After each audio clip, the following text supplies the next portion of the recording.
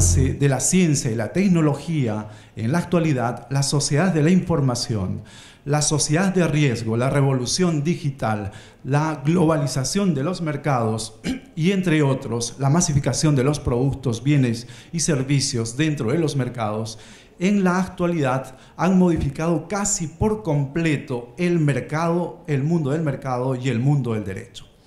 Si quisiéramos reducir todas estas cuestiones, el impacto negativo de todos estos fenómenos en una sola palabra, esta palabra llegaría a ser el desequilibrio.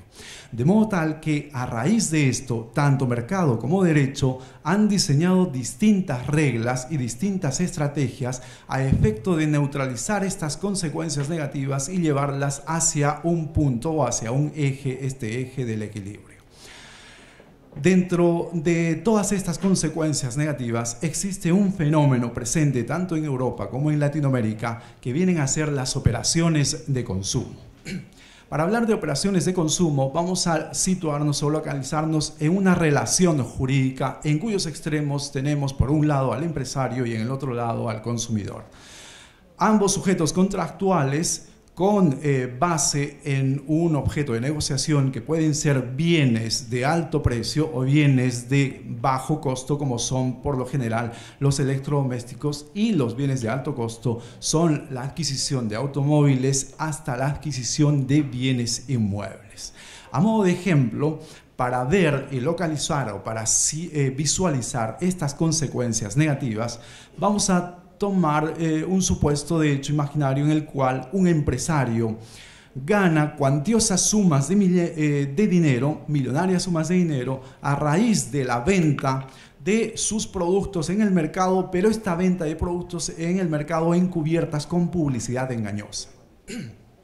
En este orden de cosas, la Superintendencia de Industria y Comercio, nuestra superintendencia, ha localizado y ha sancionado estos efectos negativos. En este sentido, tenemos un caso paradigmático, ustedes lo pueden recordar y me parece en distintos países también que se ha publicitado. Esta es la publicidad de la Cruz de Gólgota. La SIC demostró en este supuesto de hecho que ni los metales eran de oro de 18 quilates, ni la incrustación de la piedra procedían o tenían por origen el monte Gólgota. No obstante, los empresarios que partieron de distintos países se adosaron cantidades millonarias de dinero, pero con las consecuencias negativas de que nuestros consumidores quedaron lesionados en sus intereses económicos, no solo intereses económicos, sino también intereses morales. Sin embargo, tenemos también otro caso paradigmático. Este caso paradigmático es un caso más bien general en relación con el contrato de adhesión. En los contratos de adhesión sabemos por cuestión general, por conocimiento general, que los empresarios lo que utilizan estos contratos a efecto de limitar los derechos de los compradores y, en otro orden de cosas, exonerarse de sus responsabilidades. Sin embargo, todas estas cuestiones han sido objeto de estudio y objeto de regulación de los distintos ordenamientos o sistemas de derecho latinoamericanos. Esto supone que para regular estas consecuencias negativas se ha tenido que crear un conjunto normativo, propiamente las normas de protección de los consumidores. Pero lo que sí me parece muy relevante es un hecho que lo hemos calificado como incontestable. ¿Qué quiere decir esto? Que en la realidad jurídica actual tenemos un derecho de consumo autónomo, un derecho de consumo que ha surgido, si se quiere, de la rama del derecho privado, pero con autonomía propia. Y esto supone una realidad empírica a la cual hay que prestar mucha atención, dado que sus normas sí solucionan con mejor sentido controversias jurídicas que en el sentido tradicional. Y a efectos de armonización, me gustaría comentar que el nacimiento y la consolidación de este derecho de consumo no tienen causa en la dogmática tradicional, sino en la funcionalidad de los mercados. Me explico. ¿Qué quiero decir?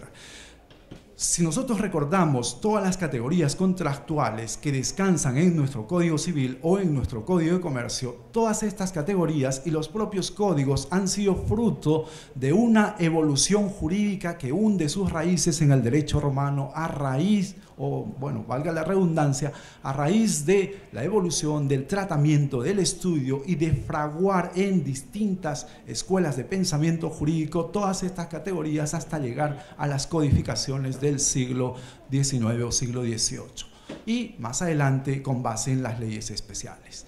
Pero esto no ocurre con la normativa de consumidores. Como acabo de decir, la normativa de consumidores nace más bien no en esa dogmática jurídica tradicional, sino en la funcionalidad de los mercados. ¿Qué es lo que quieren los mercados? Lo que los mercados quieren es que las operaciones de consumo operen y funcionen correctamente, de manera tal que cuando se visualizan todos estos desequilibrios económicos en el mercado, salen las propias leyes del mercado, por un lado, y salen, por otro lado, las leyes producidas por el legislador. Pero estas leyes están diseñadas para la resolución de casos especialmente prácticos, casos especialmente funcionales o soluciones funcionales. De modo tal que el mapa latinoamericano tiene estas normas de protección de consumidores. Bien, dichas hasta aquí todas estas cosas, habría que decir que todo lo que les he comentado en realidad no tiene ninguna novedad, dado que todos los sistemas de derecho de consumo en Latinoamérica y también en Europa tienen un conjunto normativo que regula las situaciones de desequilibrio en el mercado. ¿Dónde está la novedad? La novedad está en poner en el centro de análisis, en poner en el centro de estudio una interrogante que me parece muy relevante. Es si es posible la armonización o la unificación de estos hilos de dispersión de derecho de consumo en un solo texto común o en un solo texto comunitario. Frente a eso, tengo dos posibles respuestas que las vamos a analizar con ustedes. Para dar respuesta a esta cuestión, habría que abrir las ventanas de un centro de observación para localizar dos situaciones reales concretas. Por un lado, el legal transplant y por otro lado, la homogeneización o la armonización de estas categorías de derecho de consumo. Me explico.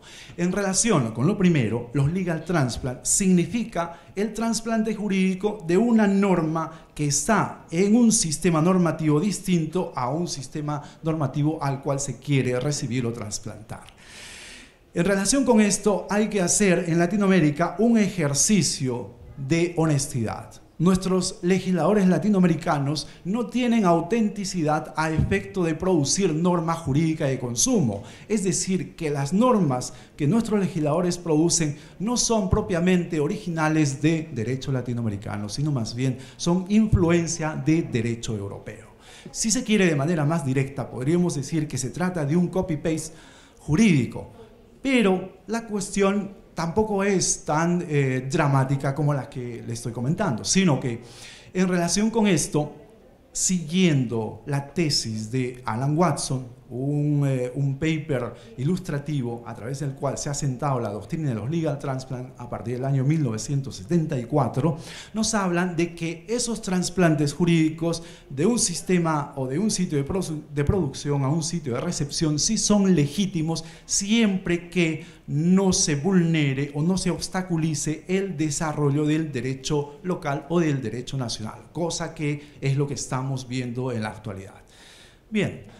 En relación con el segundo punto, esto es en relación con la homogeneización o la uniformización de categorías contractuales. Respecto de esto, a diferencia de derecho europeo, habrá que decir que en Latinoamérica nosotros no tenemos una institución supranacional que con carácter imperativo imponga una uniformización de todo el derecho de consumo. Pero, sin embargo, si lo vemos detenidamente y echamos un vistazo a la panorámica jurídica latinoamericana, nos daremos cuenta que tenemos las mismas categorías contractuales de derecho de consumo. Y lo voy a probar con lo siguiente. Vamos a hacer una pequeña demostración de esta cuestión. Y tomaremos un puñado de categorías contractuales, en este caso propiamente 4. Pensemos en el deber de información, pensemos en el derecho de retractación, pensemos en las garantías legales y pensemos en la responsabilidad por productos defectuosos. 4 categorías. Una revisión somera de estas 4 categorías es que todos, o sea, absolutamente todos los países latinoamericanos tenemos internalizadas estas 4 categorías dentro de nuestros sistemas de derecho de consumo. Así, tal es así que la ley de consumidores en Argentina, la ley 24240, tiene estas 4 categorías de derecho de consumo, lo mismo que tiene el Código de Consumo de Brasil de 1990, lo mismo que tiene el Estatuto del Consumidor de 2011 de derecho colombiano, lo mismo que tiene la ley orgánica de Defensoría del Consumidor 2000-21 del Ecuador y lo mismo que tiene el Código de Consumo peruano de 2010 y entre otras legislaciones la Ley de Consumidor de Uruguay 17250. De manera tal que acabamos de ver que en realidad los países latinoamericanos sí que tenemos estas categorías contractuales internalizadas en nuestros derechos. Había empezado comentándoles que tenemos un interrogante si es posible unir estos hilos de dispersión en un solo texto común. Pero tal parece que la primera respuesta salta a la vista y que esta posibilidad sí es real. Sin embargo, estas categorías homogéneas guardan dentro de sí algunas diferencias que son importantes que nosotros las destaquemos. Es decir, no son homogéneas hasta el momento, ¿no? O por lo menos hasta este momento del discurso. ¿Cuáles son las diferencias? Las diferencias entre estas categorías homogéneas son de 2 tipos. Primero, una diferencia técnica y otra, una diferencia procedimental o una diferencia en relación con el mecanismo de defensa. Empezamos por lo primero, la diferencia técnica. ¿Qué supone tener una diferencia técnica? Una diferencia técnica es que una revisión de estos sistemas o estas leyes de consumidores de derecho latinoamericano nos salta a la luz o saca a la luz de que algunos sistemas tienen diferencias simplemente de términos o de conceptos respecto de otras legislaciones. Ejemplo, el deber de información en algunas legislaciones no se llama deber de información, sino se llama obligación de informar, y en otros derecho a recibir información, etc. Y en otras legislaciones en relación con las garantías legales no se llaman garantías legales, sino se llaman garantías de la ley o garantía mínima presunta. Y hablando de la responsabilidad por productos defectuosos, en algunos sistemas se llama responsabilidad del fabricante o responsabilidad del empresario. Si se dan cuenta, estas sutiles diferencias en realidad podríamos decir que no son diferencias porque en el fondo descansan en un solo eje común. Pasamos a la segunda diferencia, las diferencias procedimentales. En relación con estas diferencias procedimentales, propiamente nos vamos a situar o localizar en los mecanismos de defensa que tiene un consumidor frente a una infracción de las normas de protección de los consumidores. En este supuesto, de hecho, sí que existen notables diferencias. En estas notables diferencias, por ejemplo, tenemos la diferencia de acciones que tienen los consumidores en los distintos países y los plazos para poder ejercitarlos. A modo de ejemplo, pensemos en el derecho de retractación, que por cierto tiene otras denominaciones en los países latinoamericanos. En algunos se llama desistimiento, en otros se llama derecho de retracto, en otros derecho de rescisión, etc. Los plazos son distintos. ¿En qué sentido? Que algunos países consideran 5 días para poder ejercer ese derecho de retracto. Otros países 3 días para ejercer el derecho de retracto y otros países solo de 2 días. Esto, ¿qué supone? Incluso me gustaría subrayar que algunos países estos plazos los cuentan no desde la ejecución del negocio, sino desde la celebración del contrato, lo cual es altamente lesivo para el consumidor. Entonces, de manera tal que con estos plazos sí que hay notables diferencias, pero si se trata de traer normas de los sitios de producción, o dicho de manera directa, si se trata de traer normas de derecho europeo, habría que traerlas de manera incluso unificada, dado que estos días, que son dispersos y diversos, deberían ser 14 días como está en la actualidad en derecho europeo, lo cual supone una amplitud de margen para que el consumidor pueda hacer ejercicio de su derecho de retractación y en ese sentido de cosas poder resolver ese contrato para beneficio de él. Bueno, pues, dichas así las cosas, habiendo, digamos, pulido, dicho didácticamente, habiendo pulido estas diferencias, cabría preguntarnos, como está escrito en el título de esta conferencia, si es posible la armonización de del derecho de consumo en Latinoamérica. Para esto tenemos dos respuestas, una negativa y otra positiva. Como se dice comúnmente, empecemos con las malas noticias, ¿no? Esto es, empecemos con esa respuesta en sentido negativo. La respuesta en sentido negativo es que no es posible una armonización del derecho latinoamericano por una cuestión que me parece relevante y me parece una cuestión de fondo. Latinoamérica, como había señalado nuestro primer conferencista, Roberto Cipitani, Latinoamérica no tiene la institucionalidad que tiene Europa. Quiero decir que no hay una institución supranacional como la Unión Europea y tampoco existe la cesión de soberanía total en Latinoamérica a efecto de cederle cuotas de soberanía normativa para que un legislador comunitario pueda regular todas estas situaciones de consumo.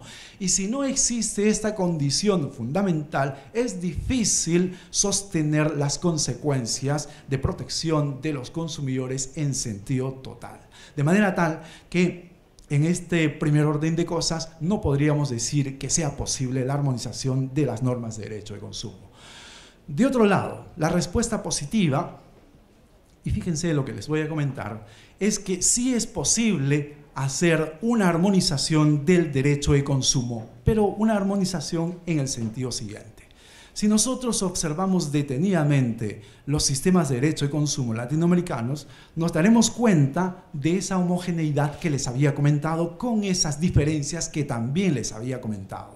Si para la unidad es complicado limar esas diferencias, esas son posible hacerlas.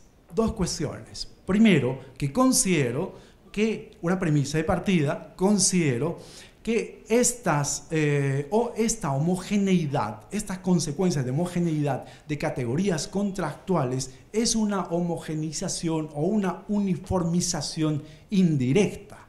No lo quieren los legisladores nacionales, pero esto ha resultado así. Tal es así que recogería el postulado de la escuela austríaca, donde nos dice que hay normas como de generación espontánea. Podríamos aplicar con las tesis, con un análisis guardándome o reservándome un análisis de revisión de estas cuestiones, pero se podría aplicar en este sentido esta cuestión. Pero lo más relevante de esto, y ya para terminar mi intervención, es que si nos propusiéramos construir un solo texto de consumo comunitario, pensemos de manera didáctica, dicha o de manera pedagógica, al igual que un solo código civil latinoamericano. Quitamos la palabra código civil y ponemos código de consumo latinoamericano. Quitamos la palabra código de consumo latinoamericano porque es una pretensión mayor tener un código de consumo y ponemos en su lugar un texto común de derecho de consumo latinoamericano. Si bien es cierto, había comentado con anterioridad que no es posible desde la legislación de los estados nacionales por ese problema o esa condición de supranacionalidad, esto sí es posible desde el ámbito de la academia. Y aquí quiero subrayar los distintos grupos de estudio que existen en derecho latinoamericano en el objetivo de alcanzar este derecho común. Y vuelvo a repetir, como lo dije el día de ayer, que tenemos el honor de contar con nuestro presidente de la Red Internacional de Juristas para la Integración Americana, que tiene sede en México, que agrupa a más de 170 juristas entre latinoamericanos y europeos. ¿Qué es lo que tenemos que hacer? Los actores estamos en este escenario. ¿Quiénes son los actores? Los estudiantes, los profesores, los juristas, a efecto de construir entre todos un solo texto con normativa común de esas categorías homogéneas y limando esas asperezas que yo les había comentado.